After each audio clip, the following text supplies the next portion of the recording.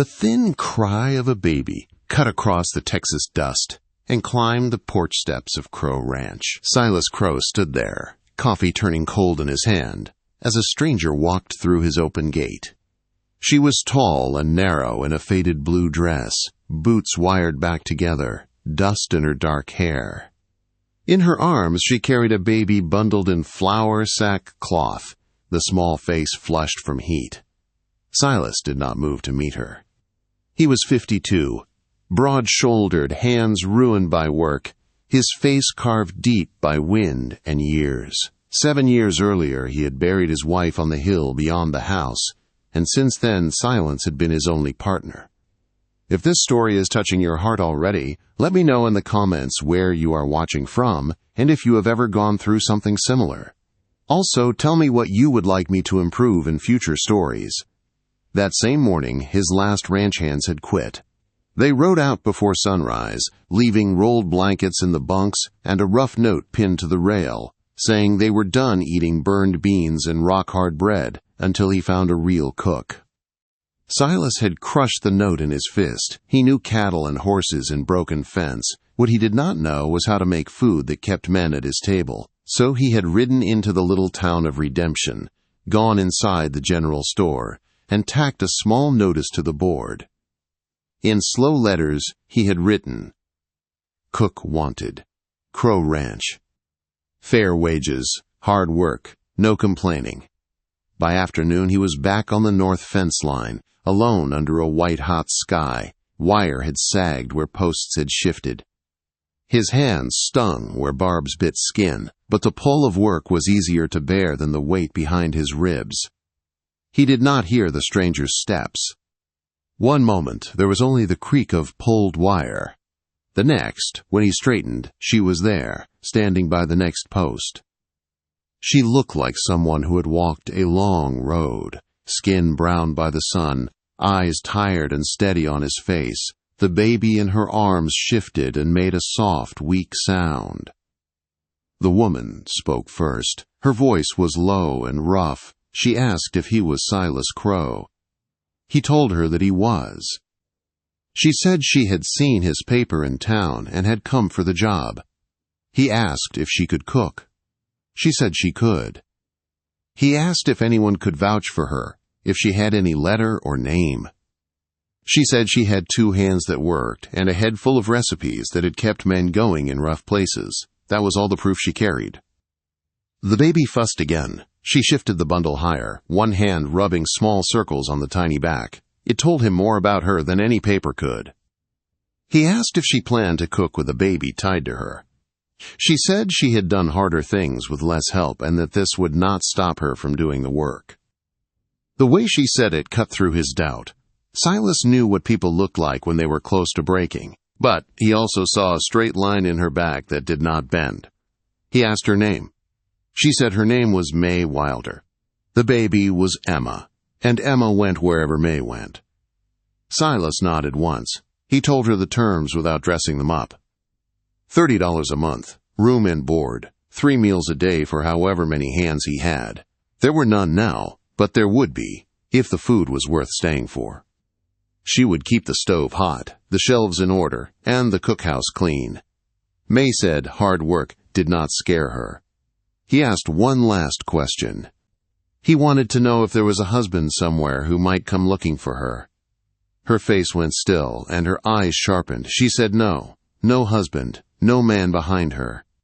For Silas, that answer was enough. He pointed toward the cluster of buildings in the distance.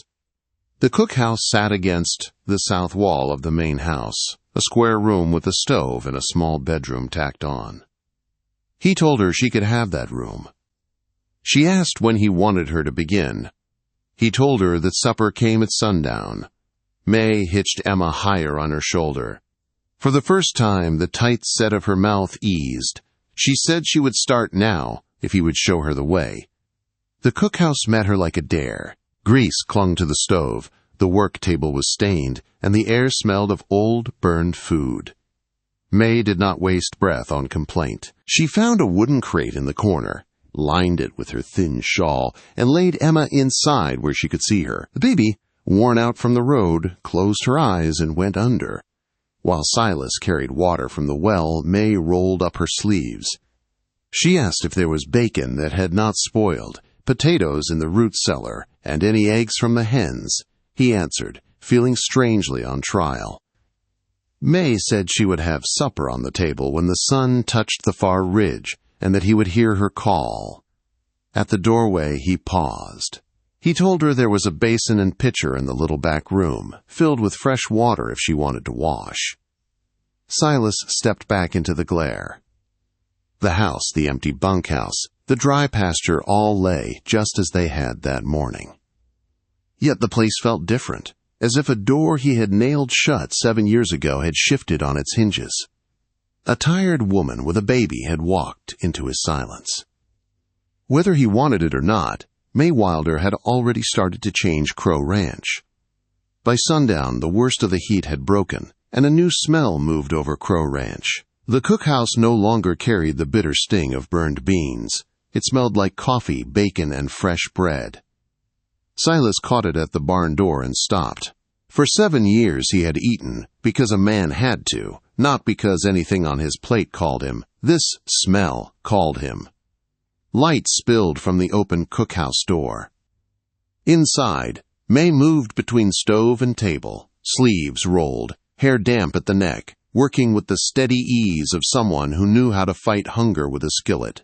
She told him to wash at the basin like it was the most natural thing in the world.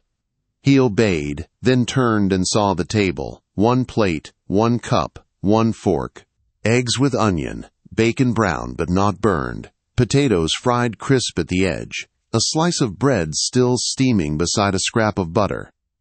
He sat slowly and asked if she would eat. May said she would eat after him and reminded him he paid her to cook, not to sit. Silas stood again, found another plate, and slid half the food onto it. He told her anyone who worked in his kitchen ate at his table. For a moment they only looked at one another. He saw pride that hated taking more than it earned, and a deep tiredness behind her eyes.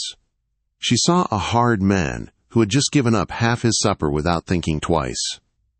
May gave one small nod and sat across from him. She picked up her fork like she was taking an exam she meant to pass. The first bite almost undid him. Simple food, but done right. Warm bread, the bite of salt and fat, the clear taste of someone trying. They ate in quiet that did not feel dead. It felt like rest. Emma fussed from the crate. May pushed back her chair, but Silas told her to finish. He said the baby was only complaining a little and could wait 1 more minute. May hesitated, then listened. She cleaned her plate, then lifted her daughter and carried her into the small back room. While she settled the baby with soft words, Silas washed the plates. The sound of May's low voice and Emma's small breaths reached places inside him he had sealed shut since Catherine died. At the doorway, he thanked her for the meal. She answered that cooking was what he paid her for. He told her good work still deserved thanks and that she had done real well that day. Then he stepped out into a red-streaked sky that suddenly seemed less empty. Before dawn, May woke to a new sound by her bed. Someone had brought in an old wooden cradle and lined it with a folded blanket. The wood smelled of cedar. The care behind it smelled like hope. She stood a moment with her hand on the rail, letting the small gift steady her, then washed, changed Emma, laid her in the cradle, and went to the kitchen. The ranch was quiet. No men yet, only cattle shifting, a restless rooster, and wind in the dry grass. May lit the lamps, coaxed the banked fire back to life, and started coffee from the good tin she had found in the pantry. She mixed biscuit dough, cut rounds, set them in a Dutch oven. Bacon hit the pan, then eggs. She scraped the drippings into a small pot, added flour and milk, and worked it into thick gravy while her mind counted how long each sack would last. When Silas stepped in with his hair wet from the pump, he halted again. The table held biscuits, bacon, eggs, potatoes, and a full pot of coffee. He asked if she cooked like this every morning. May said she cooked like this when people were expected to work until dark. Something close to a smile pulled at his mouth. He sat and ate until the hard knot of hunger in him finally eased. As he finished, she handed him a folded scrap from her apron. On it she had written flour, sugar, salt, coffee, beans, lard, baking powder, and a few other staples. She told him that if he wanted real meals, the pantry needed more than chance and scraps. He agreed, slid the paper into his shirt, and said he would ride to Redemption for supplies and to hire new hands. Then, with her eyes on her cup, she asked for one more thing, a little cotton cloth and a mild soap fit for a baby's skin. She offered to pay for them from her wages. Silas thought of Emma's thin clothes and May's worn dress. He told her the cloth and soap would come out of wages he already owed, not as a debt she carried. By noon he was back with sacks and crates. When he opened the pantry he saw scrubbed shelves, spoiled food gone, jars and tins lined in neat rows. May had turned a careless storeroom into a working heart for the ranch. He carried in the new flour and sugar while she pointed out where each should go. Then he set a small bundle of blue cotton on the table, a bar of soft soap, and a simple nursing shawl he had picked up without quite knowing why. For a moment May could not speak. Her fingers brushed the fabric, then the shawl. Her eyes stayed dry, but something in her face shifted, as if a wall she had leaned on for years had turned out to be a door. That night the stew tasted rich, and the bread tore soft instead of shattering. The next morning, 3 lean cowboys rode in, asking about wages. May fed them bacon, eggs, biscuits, and strong coffee. By the time their plates were clean, all 3 had agreed to stay. Word spread fast. Folks in town said the hard widower at Crow Ranch had found himself a real cook. Men who had sworn never to work for him again suddenly rode out to ask if there was room in the bunkhouse. Within a week, the beds were full. Long boards in the cookhouse filled at every meal. May fed them all, moving from stove to table with Emma tied against her back in a sling sewn from an old flour sack. She learned each man without prying. One needed extra coffee and less grease. One could not handle peppers. The youngest burned through food like fire through dry grass, so she slipped more onto his plate whenever she passed.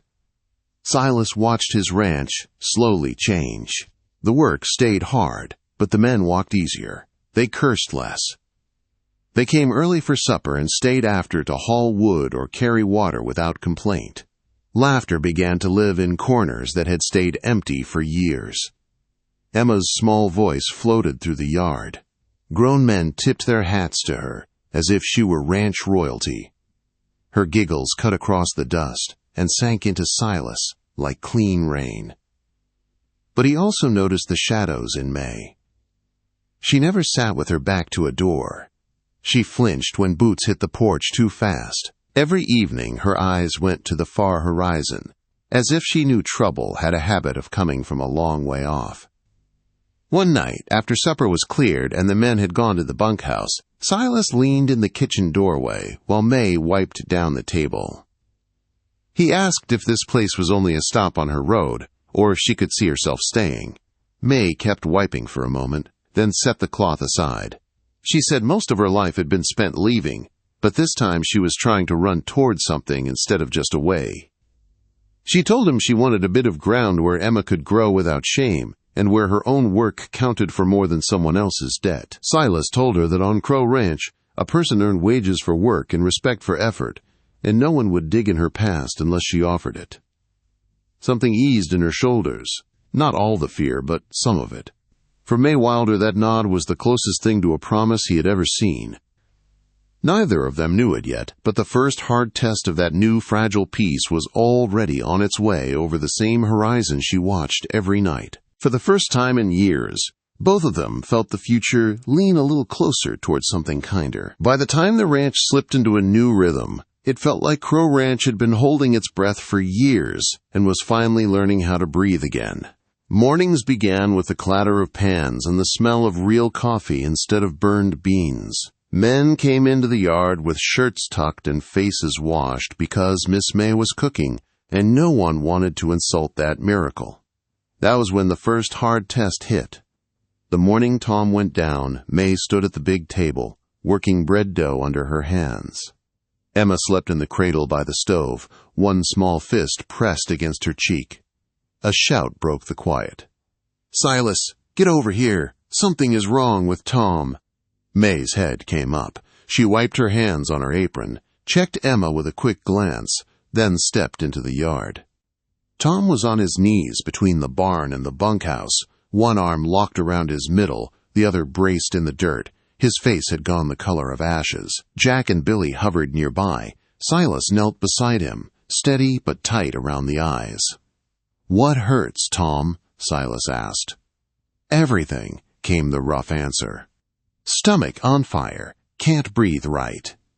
May dropped to the other side of him. She did not waste words. She pressed her fingers to his wrist, counted the wild jump of his pulse, then set the back of her hand against his forehead. Too fast. Too hot. Not from the sun. She asked when it started, what he had eaten, if anyone else felt sick. Tom rasped that he had eaten what everyone ate, and that he had hoped to work through it. Her gaze slid to his hands, rough, scarred, all the same as every man on the place, except for the cut on his thumb, wrapped in a filthy strip of cloth. The skin around it was swollen, angry red, with a faint line creeping up his wrist. May felt her stomach go cold. "Billy," she said, "bring me water as hot as you can make it." "Jack, go to the cookhouse." On the top shelf by the herbs is a small wooden box with bandages, a knife, and a bottle that smells like tar and strong liquor. "Bring that box and the whiskey jug." They ran. She turned to Silas. "This is not bad food," she said quietly. "The wound on his thumb has gone septic. The poison is in his blood." "Can you fix it?" he asked. "If we do nothing, he will be dead before the week is out. If I do what I know, he has a chance." When Jack and Billy came back with the basin, the box, and the whiskey, May poured whiskey over her hands and over the small knife. She unwrapped the dirty rag from Tom's thumb. The smell that rose made even Silas flinch. She told Tom the truth. She would have to open the wound and clean it. It would hurt worse than anything he had ever felt. If he wanted to live, he had to let her do it. His eyes met hers. Fear and trust twisted together. Then he nodded. Silas braced Tom's arm. Jack and Billy pinned his shoulders and legs. May folded a strip of clean cloth and pushed it between Tom's teeth. "All right," she said. "Hold him." The first cut dragged a muffled sound from his throat. The next pulled a full scream that bit through the cloth. Birds flew from the mesquite trees. May did not stop. She widened the cut, worked her fingers in the knife to push out thick, tainted blood and pus. She rinsed it with whiskey, then squeezed until more poison came. Her face had gone pale, but her hands did not shake. When she finished, she packed the open wound with a paste of crushed herbs from her box, then bound it tight in clean cloth. "Get him to his bunk," May said. "Keep him flat. I will brew a tea for fever and pain. He must drink it every few hours. The bandage must be changed twice a day. I will show you how." "You will do it," Silas answered. "I have a kitchen to run and a baby to tend," May said. "I cannot be in two places at once. You can change a bandage if I show you." "Then I will mind Emma," Silas said simply. "You take care of Tom." That stopped her for a heartbeat. Then she nodded and turned back to the stove. She built another fire, measured out bark and flowers from the jars she had brought, and made a dark, bitter brew. At the bunkhouse, she forced spoon after spoon between Tom's lips until he swallowed. She made Jack repeat every step of cleaning and wrapping the wound. When she stepped back into the cookhouse, she found Silas in the rocking chair he never used. Emma lay against his chest, small head tucked under his chin, one tiny hand fisted in his shirt. He rocked her in slow circles, humming something low and tuneless. The hard lines of his face had softened in a way she had never seen. She told him Tom would likely live if the fever broke, and the red streak did not climb higher. She would keep checking through the day and the night. Silas nodded. "Watching a baby for an hour is nothing," he said.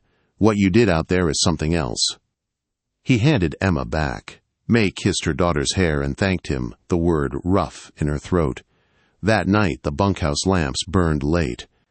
By dawn, the fever had eased. By the second day, the red line had shrunk instead of spread. Miss May had cut into a man's hand to drag death out of him. Respect turned into something heavier. The men began to look at her the way they looked at fresh water in dry country, something you guarded. For Silas, the change ran deeper. He had hired a cook. What he had gotten was a woman who could hold a ranch together with her bare hands. A week later, the land itself decided to test her. A week later, the land turned hard. No clouds, no real wind, just white sky and sun beating down day after day. The pond dropped. The creek in the south pasture thinned. Grass turned brittle. Cattle moved slow, heads low. Silas spent long days riding fence and counting weak calves. Each night he came back with dust in his hair and more weight in his eyes. May felt the drought in her kitchen. She stretched beans with less bacon, cut biscuits smaller, slipped more greens into stews. The men still rose from the table full, but they saw how careful she was with every scoop of flour. One morning, while Emma kicked on a blanket by the back step, May knelt beside the small herb patch near the cookhouse wall. The plants closest to the house looked too alive for such dry days. When she pushed her fingers into the dirt, it felt cool. She dug deeper and found damp earth. She followed that damp line along the back of the cookhouse to a shallow dip. There the soil was wetter still. When Silas came in from checking the herd, she met him and told him what she had found. He knelt where she pointed, dug with his hands, and brought up dark mud. He studied the yard and said there might be a small spring under there. He called for shovels. The men dug a pit where May pointed. Soon clear water gathered at the bottom, slow but steady, not enough to save the herd, but enough for the garden and chickens, and maybe a milk cow later, in a dry year that felt like grace. For a few days, hope moved through the place. May planted more beans and squash. The men joked again. Silas still watched the sky, but the deep line between his brows eased. That was when the riders came.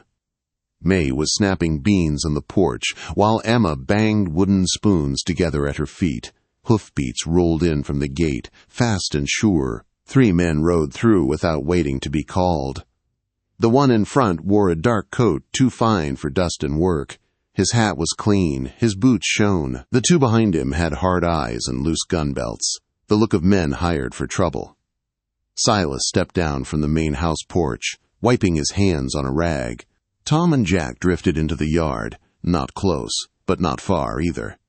May picked up Emma and stood in the cookhouse doorway where she could see and hear. The man in the coat called Silas by name and said he worked for the hotel in Redemption. He said May Wilder had walked out owing room, board, and pay. He held up folded papers and talked about contracts and legal debts. Then he named a number so high it made May's stomach twist. Before she could stop herself, she stepped out onto the porch. Her voice came out steady. She said she had taken nothing from that hotel but her baby and her clothes. She had worked every day, yet the marks in the ledger only climbed. When the owner started hinting that there were other ways she could settle what he claimed she owed, she had left. The coat man smiled without warmth. He said her mark in the book counted as a binding deal. According to his figures, she still owed months of work. She could ride back with them and finish it, or Silas could pay the sum in cash. Silas asked how much. When the man repeated the figure, Silas said it was theft dressed up on paper. He said May worked for him now, earning wages for work, and she was not leaving his land against her will. Tom's hand settled on the stock of his rifle. Jack's jaw tightened. The hired guns shifted in their saddles, measuring the distance to cover. The man in the coat warned that blocking a lawful debt could bring the marshal and judge down on Crow Ranch. He said this was not finished. Silas did not move. He told him that anyone who came back to drag a woman off his place should be ready to face more than one barrel. The 3 strangers read the yard and the faces in it. Pride fought with sense in the coat man's eyes. In the end, sense won. He tucked his papers away, turned his horse, and rode out, leaving dust and a tight kind of quiet behind him. This was not the old dead silence Crow Ranch knew. It was sharp and waiting, like air right before lightning. May's knees went weak. Silas caught her and Emma both. She told him they would be back, and that next time they would not bluff.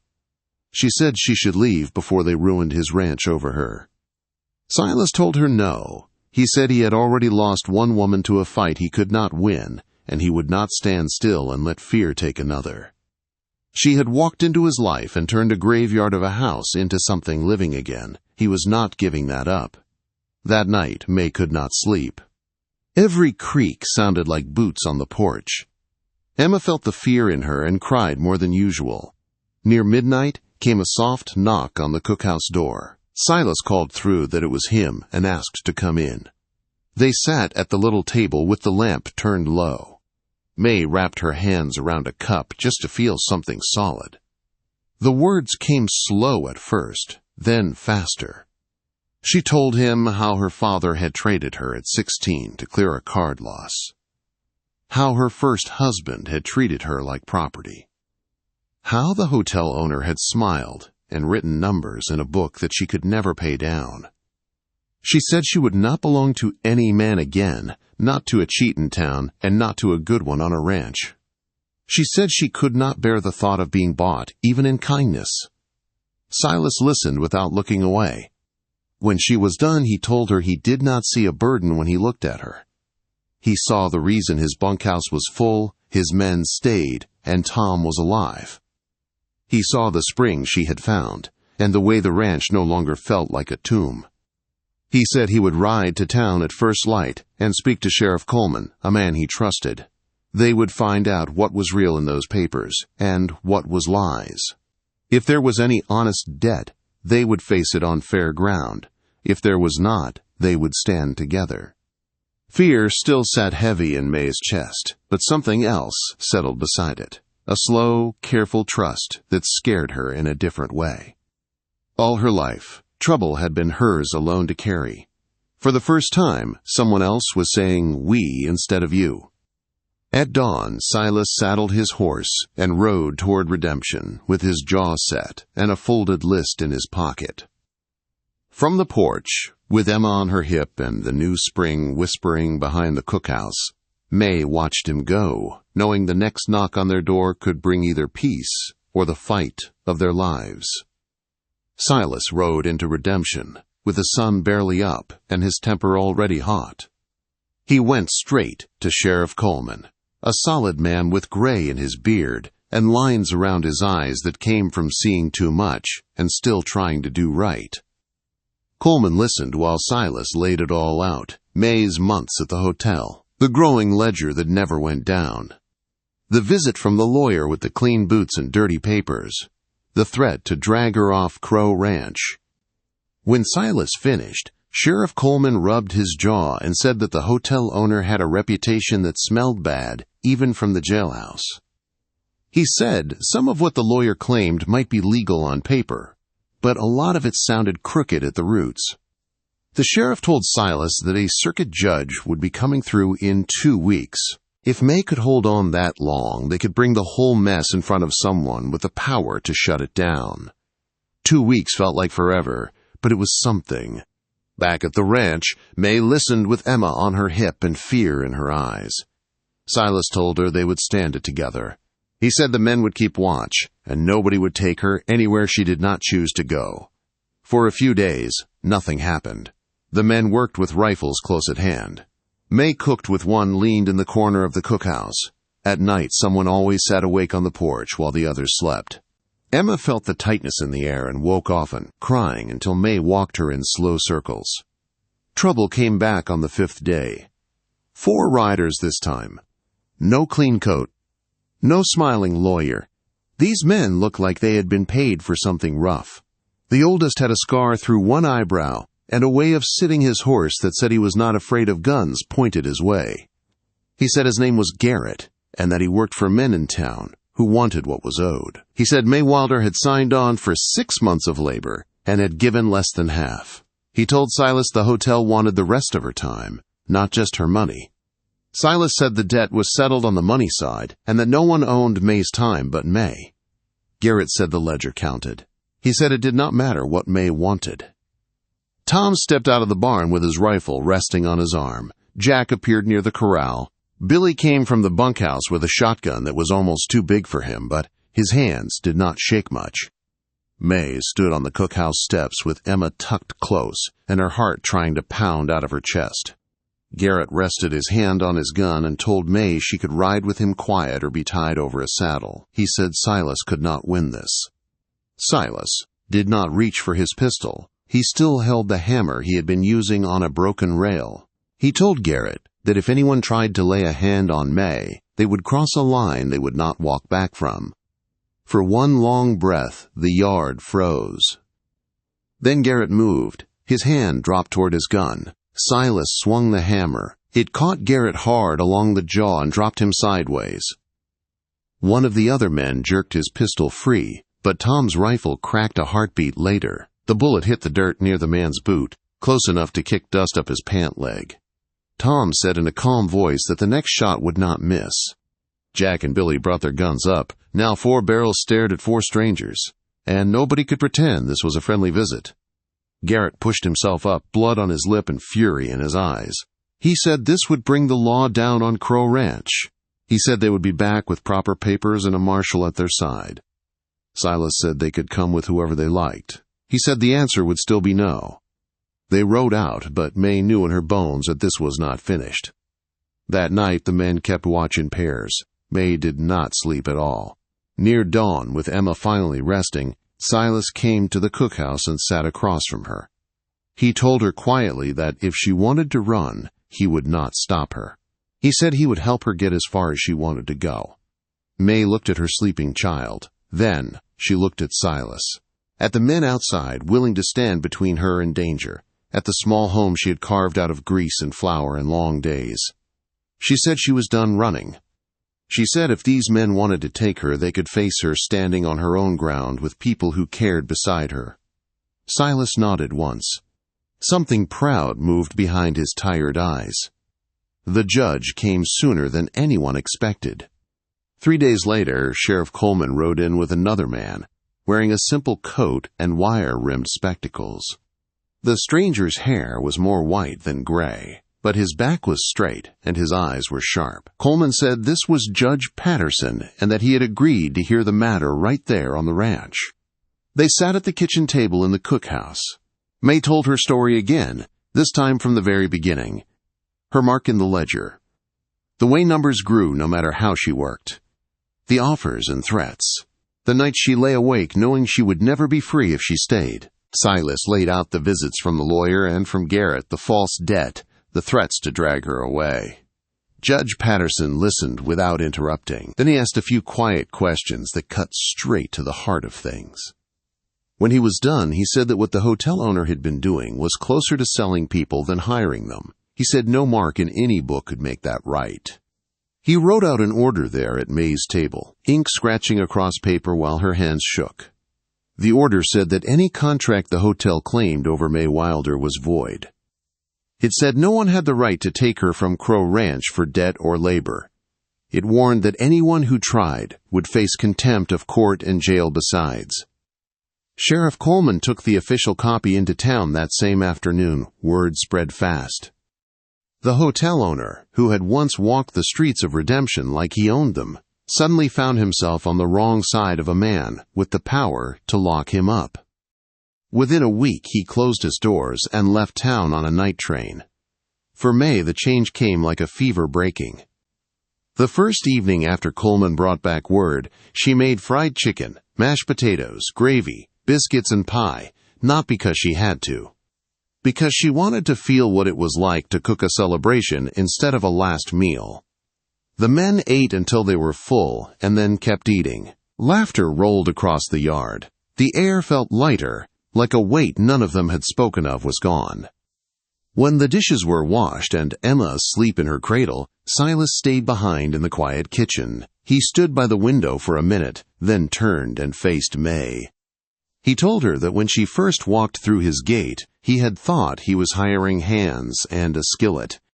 He said he had not understood that she would bring his ranch back to life, heal his men, save his cattle, and crack open the stone he had wrapped around his own heart. He said he loved her, plain and simple. May's breath came shallow. She said she did not know how to be anything but wary. She had spent her whole life being traded and owned and afraid. She said love had always come with chains. Silas stepped closer but kept his hands at his sides. He told her he was not asking for chains. He was asking for a chance. He said she was free now in the eyes of the law, and he would never take that from her. He only wanted to stand beside her if she chose it. Silence filled the room, but it was the kind that waited, not the kind that crushed. May thought of Emma, of the men who watched her like she was everyone's little sister, of the spring behind the cookhouse and the garden that had risen from dry earth, of the way her shoulders had slowly lowered over the weeks, how she had slept more deeply with each night that passed. She told Silas that she was scared, deeply, truly scared, but she also told him she did not want to leave. She said she wanted to see what could grow if she stayed. Days turned to weeks. Spring softened into summer. Silas did not press. He worked beside her, laughed with Emma, listened when she wanted to talk, and kept quiet when she did not. One evening, under a spreading oak at the edge of the property, with the sky burning gold and purple, he asked her again, not as a demand, as a simple question. He asked if she would be his partner in truth, not just his cook, his equal, his wife. Her first marriage had been a trade made over a card table. This felt nothing like that. May took his hands in hers. She felt the scars, the strength, the patience. She heard Emma's small voice behind them playing in the grass, safe and loud and free. She said yes. They were married right there a few weeks later, with Sheriff Coleman saying the words and the men as witnesses.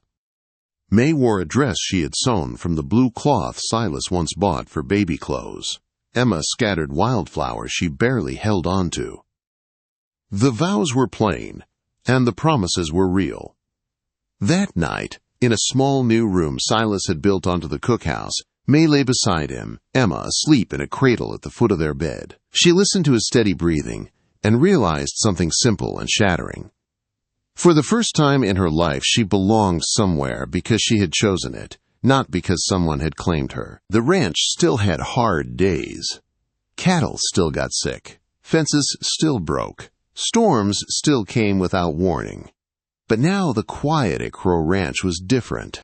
It was the silence of a home at rest, not a house in mourning.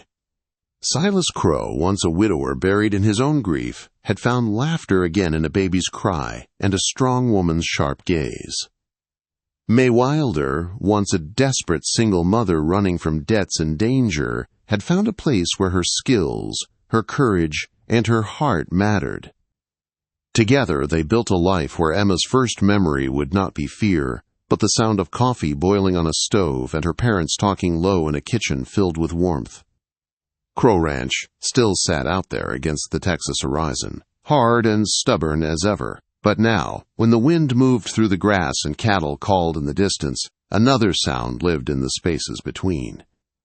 The soft, healing silence of people who had survived their worst days and chosen each other anyway.